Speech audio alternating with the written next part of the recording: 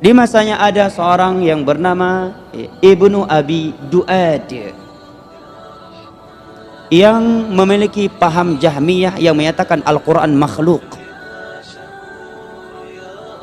dan dia mampu mempengaruhi pemerintah dan penguasa saat itu, sehingga penguasa dan pemerintah saat itu menginstruksi dan menjadikan undang-undang dasar bahwa Al-Quran makhluk. Siapa yang tidak mau mengucapkannya dipenggal lehernya oleh penguasa Ma'mun saat itu, yang telah dipengaruhi oleh Ibnu Abi Duad.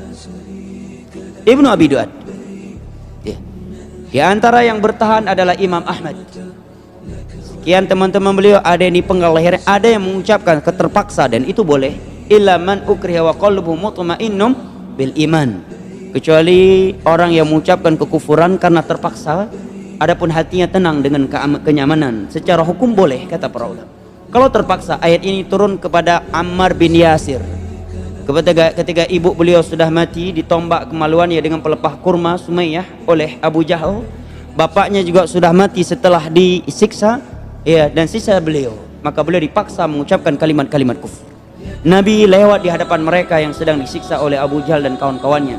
Nabi hanya bisa menyatakan sabran ala Yasir fa inna mau'idakumul jannah. Bersabar wahai keluarga Yasir. Bapaknya, nama bapaknya Amr. Surga adalah janji Allah untuk kalian.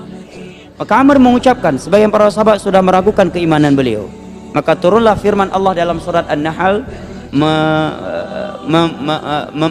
membersihkan atau melepaskan Amr dari tuduhan tersebut. Secara hukum boleh, tetapi para ulama di sana menyebutkan apabila dia seorang tokoh, maka lebih baik dia bertahan sampai mati agar selamatnya akidah orang-orang yang mengikutinya. Dan ini yang dipilih oleh Imam Ahmad, dan insya Allah ini yang akan saya pilih ya. Ini yang dipilih oleh Imam Ahmad rahimahullah ta'ala, sehingga 4 periode penguasa beliau di penjara dan tulang rusuk beliau patah, hancur. Dan beliau tidak mau berdebat dengan Ibnu Abi Duad sampai datang periode yang kelima, Al-Mutawakkil. Mulai dia melihat kayaknya ada kezaliman ya, ada ketidakseimbangan dalam masalah ini. Dia meminta dan memaksa 2 orang ini berdebat. Barulah Imam Ahmad mau, karena sudah ada penengahnya, sudah ada hakimnya ya. Maka Imam Ahmad melemparkan beberapa pertanyaan kepada Ibnu Abi Duad yang membuat dia tidak mampu menjawab, dan membuat Al-Mutawakkil membela dan mengeluarkan Imam Ahmad dari penjara. Padahal Imam Ahmad sudah 4 periode di penjara. Cambukan yang diberikan kepada punggung beliau disebutkan kalau diberikan kepada onta yang sedang berdiri bisa jatuh tersungkur. Bayangkan tulang rusuk patah. Rupanya ada 1 orang yang memotivasi beliau dalam penjara, bukan seorang ulama, bukan seorang ustadz, bukan seorang santri, tetapi seorang yang masuk penjara karena dia seorang peminum khamar. Bahasa kita preman. Dia yang memberi motivasi kepada Imam Ahmad dalam penjaranya. Kata dia, wahai Ahmad bin Hanbal, saya masuk ke penjara dan dicambuk karena minum khamar, tapi saya sabar.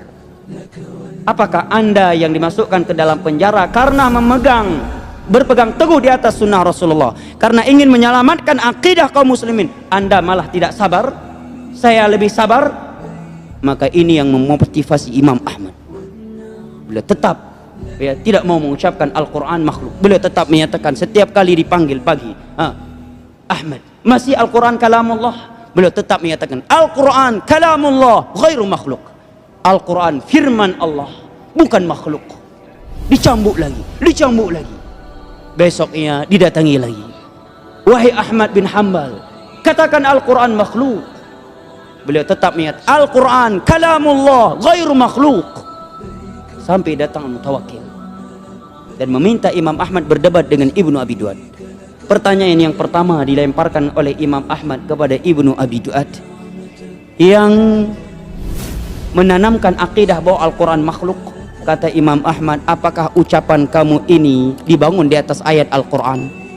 Ibnu Abi Duad tidak bisa menjawab, karena mana ada dalil dari Al-Quran yang menyatakan bahwa Al-Quran makhluk.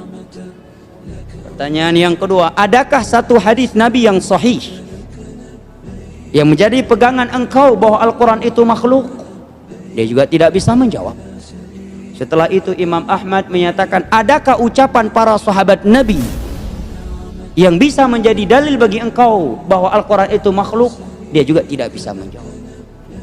Maka Imam Ahmad menyatakan, tiga ini yang merupakan sumber hukum di dalam Islam tidak menyatakan apa yang Anda katakan. Anda lebih benar ataukah tiga ini lebih benar? Maka mutawakil yang punya akal sehat bisa menilai, ini jelas pegangannya Al-Quran, hadis dan pemahaman para sahabat Nabi. Maka dia balik arah. Imam Ahmad dimuliakan, ya, memuliakan, dan dia meminta ke Imam Ahmad, siapa yang mencambukmu, saya cambuk balik pasukan-pasukan itu. Ya. Tapi Imam Ahmad memaafkan. Yang mencambuk saya, semuanya saya maafkan. Bahkan Ibnu Abi Duat pun tidak dituntut oleh Imam Ahmad.